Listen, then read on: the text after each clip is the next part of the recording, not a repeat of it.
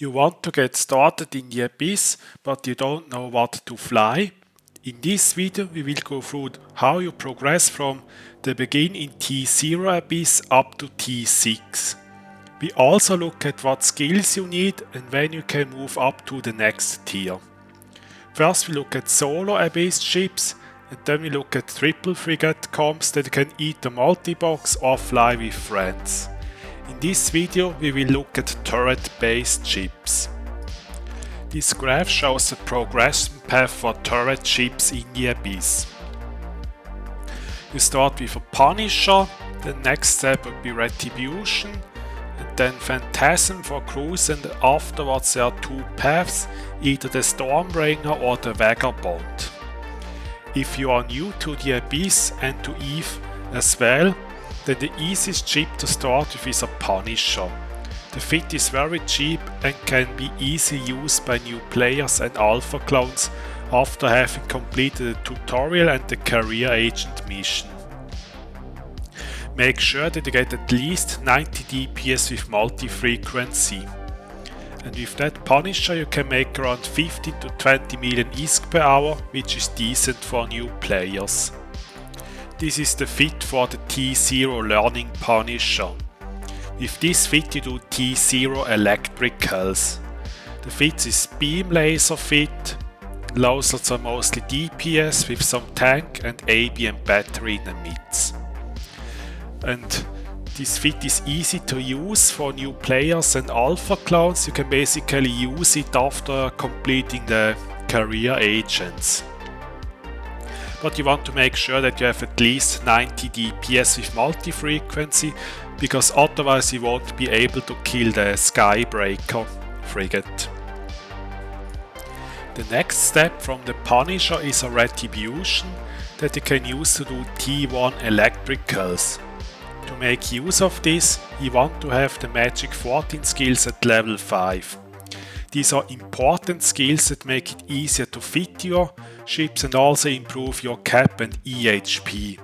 The Magic 14 skills are skills that you want to get at level 5 as early as possible as in your EVE career.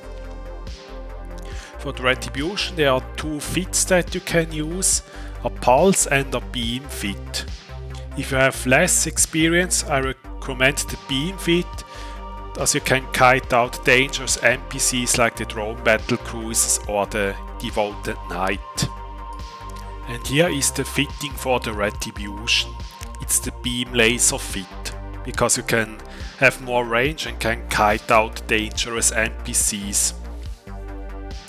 Heißt a beam laser, in the midst you have MWD and cap recharger, low slot similar to the Punisher, DPS and some tank. And with this Retribution you can clear T1 Electricals in around 4 minutes average, and with that you can make up to 80 million ISK per hour with this fit, which is very decent given that this fit is cheap and that it is also quite easy. If you have a bit more experience you can also replace the beam lasers for pulse lasers, but then you have to get closer to the NPCs to hit them. But with conflagration and pulses do even more DPS at close range, and that means it speeds up rooms with a lot of EHP like Deep Watchers, Overmind and Karen, and with that you can also make a little bit more ISK per hour. But as said, if you are new to the Abyss, I would start with the beam laser fit first. After getting more experience in the Abyss and making some decent money, then you might start thinking about upgrading to a cruiser for getting into higher tiers and making more ISK per hour. For cruisers, turret-based cruisers, the Phantasm is a good choice, as it has good speed and tracking as well. If you can use Tech 2 medium pulse lasers, then you can start thinking about getting a Phantasm to do up to T4 Electricals, which even increases the ISK per hour. And here is the fit for the Phantasm that can do up to T4 Electricals. shield tank with EM and thermal hardener, medium shield booster, AB as the Phantasm has a AB speed bonus, damage control, some drones. The Phantasm has good speed and tracking. It goes very fast with the AB, which makes it also hard to hit by battleships like Karen or the Overmind. And in T4 Electricas you can make up to 120 million ISK per hour. But an important thing needs to be mentioned first. Don't go straight into T4 with this fit. This is a big mistake that a lot of new players in the Abyss make, and then they end up losing their ship. Before you probably have used frigates like the Retribution or Punisher or maybe some other frigates, and now you are using a cruiser.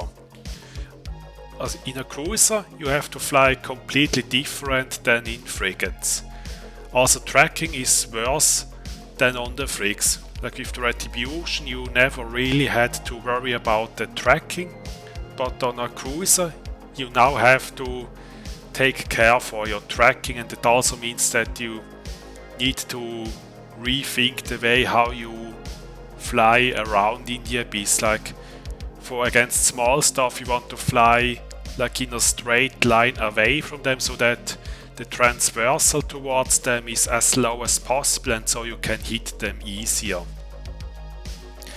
If you use the Phantasm for the first time, I would recommend to start in T2 just to get used to how to fly the cruiser first. Like how you approach different spawns, especially frig heavy waves, as they aren't as easy to track as in the frigates anymore. Once you get used to all of them, then you can go up to T3 and do like 30 to 50 T3 until you feel comfortable with them. And then you can go into T4. I will later talk about when to progress further in the Abyss. After you have been doing some T4 for some time, made some ISK and improved your piloting skills, you can think about going to T5 or even T6. There are two options. First is the Vagabond for gamers, and second is the Stormbringer for exotics and electricals. However, the Stormbringer requires a lot of investment into skill points, as you have to basically retrain every application and damage skill from the beginning on. First we look at the Vagabond, as it's probably more obvious to go to the Vagabond and a little bit easier to skill into than the Stormbringer. There are two different fits, the dual ASP and the X-Lord shield booster one, and both have their advantages and disadvantages.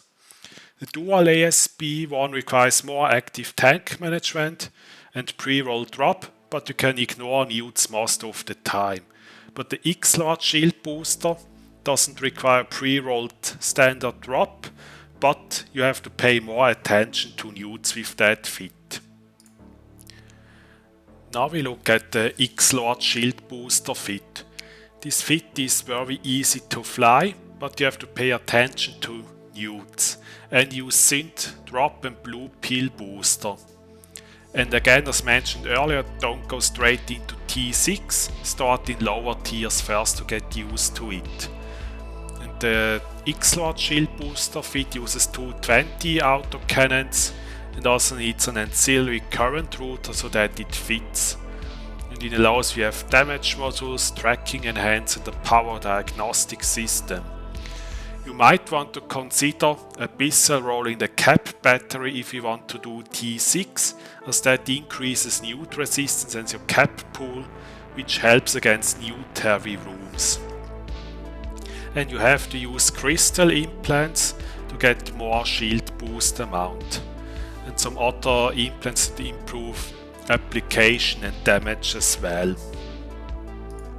And this is the dual ASP Vagabond, And as said, this requires more active tank management, as you cannot just simply leave your shield boosters running all the time, as they require a cap booster charge and reloading them takes 1 minute, unless you have Abyssal rolled them. And as it uses 425s, you want to pre-roll a standard drop before going into the Abyss. But this fit has the advantage that you can ignore newts most of the time, as the tank is completely independent from newts and you can just spam click the AB in case of heavy newt pressure. The fit uses dual ASB, a shield extender to get more shield buff against wrecking shot. AB and lows are very similar to the other, just with an ADC instead of a power diagnostic system. And implants are also similar, crystal implants and some gunnery implants for more damage and application as well. Let's also take a look at when you can proceed to a higher tiers. With the T6 fittings, I recommend to start in T3 first and do like 50 of them, so you can practice piloting and get a feel for the ship first. After you know how to pilot your ship properly and get used to all the spawns, go up to T4. And then if you feel comfortable in T4, go to T5 and same for T6. It is hard to say when to feel comfortable to move up, but I would say if you can clear T4 in around 10 to 12 minutes and rarely or never have to overheat anything, be it tank or damage, then it should be good to move up to T5. From T5 to T6, it's basically the same, rarely having to overheat anything and mostly done in under 12 to 40 minutes. Then you should be good to move up to a higher tiers. But for the Vagabond is the most time consuming room or the Sleeper FE Altes Cruiser room, as there are like 20 to 25 of them and they take some time to kill as they orbit very quickly and they don't have a high signature rates, which means that it isn't very easy to hit them.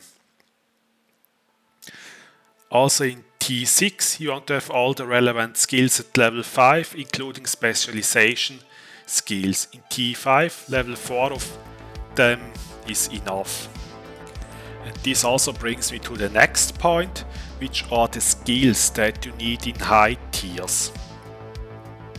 In T5 you want to have all the gunnery and gunnery support skills at level 5. Those are skills like gunnery, rapid firing, surgical strike, sharpshooter, motion prediction, trajectory analysis and similar.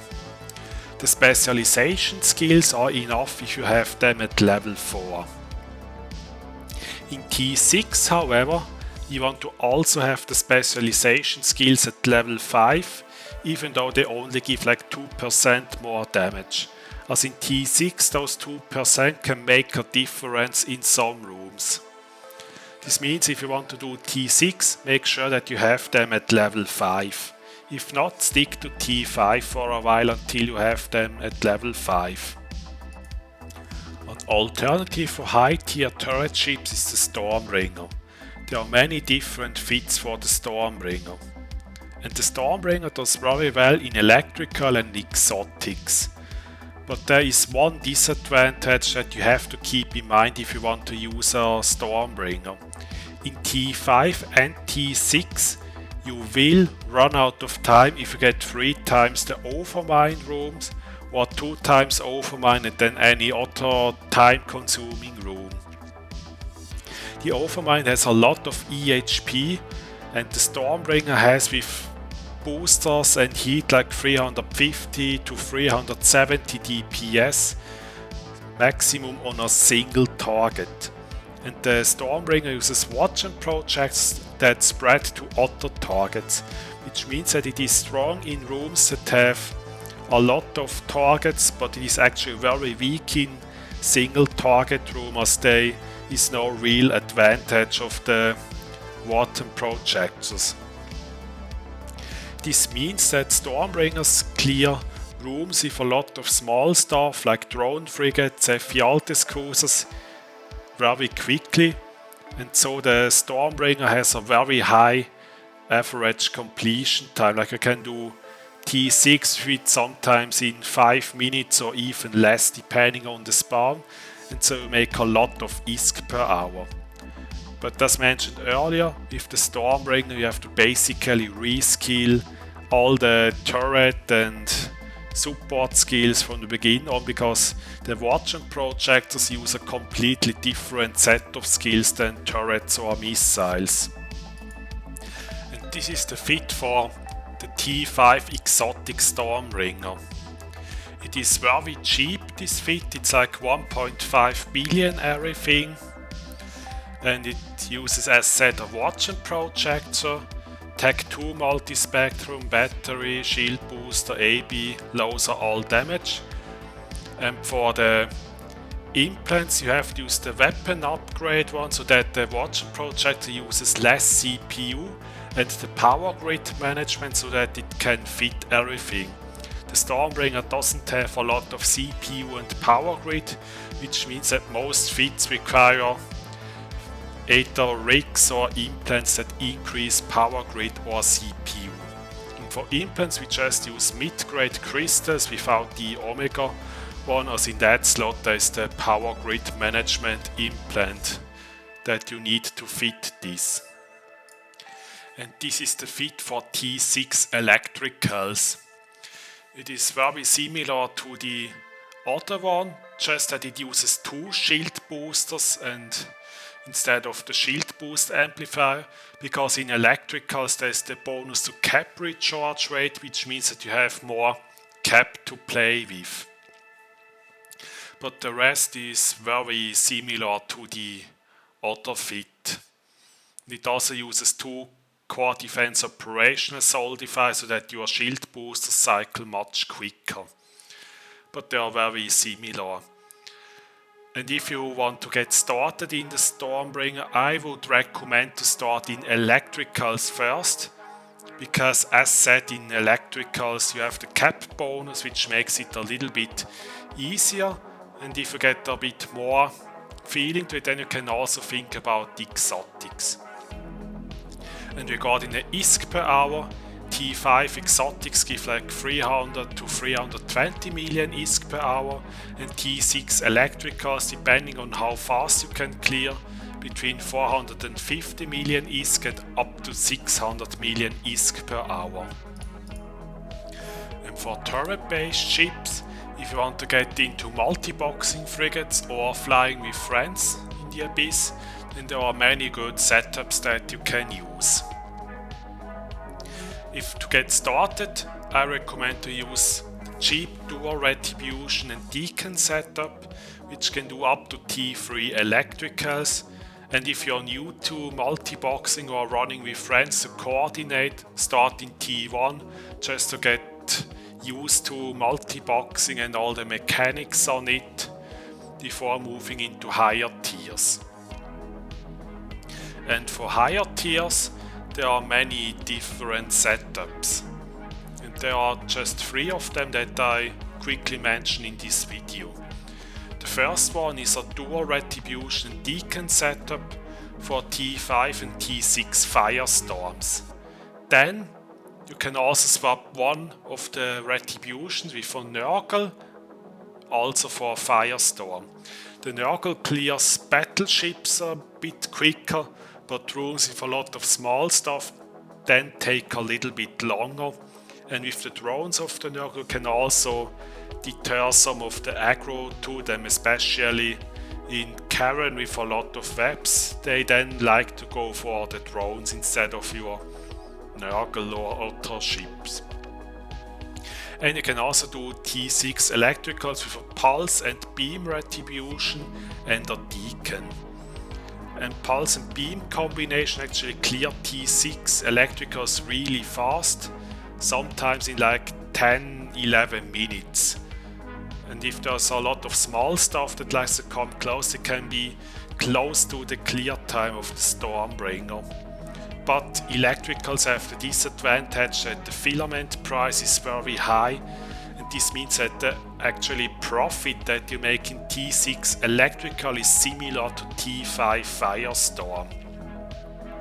So you have to think about it if you want to do electricals or firestorms, because electricals, they are easier to do because of less newt pressure, but the filament price is significantly higher, which actually offsets a lot of the profit. And also, if the high tier setups don't go straight into T6, start in T3 and then get used to it, move up to T4, same there, T5 and so on. As mentioned earlier, this also applies to triple frigate setups. So, and that is how you progress with turret ships in the Abyss, starting from T0 in a basic Punisher up to T6 in Stormbringer or Vagabond. If you liked the video, remember to subscribe so you don't miss any new videos, and also join my Discord and the Abyssal Lurker community, as there is a lot more helpful resource there, including skill plans and many more fittings for turret-based ships. In the description you also find a link to the Caldari Jones Streamlit, which has many more fittings for beginners, as well as Tech 1 cruiser fits for T1 and T2 if you want to get started in a cruiser rather than a frigate. And if you buy stuff from Marquee Dragon or the Eve store, remember to use the code Gustav, which helps the channel, and on Marquee Dragon you will get a 3% discount on your purchase.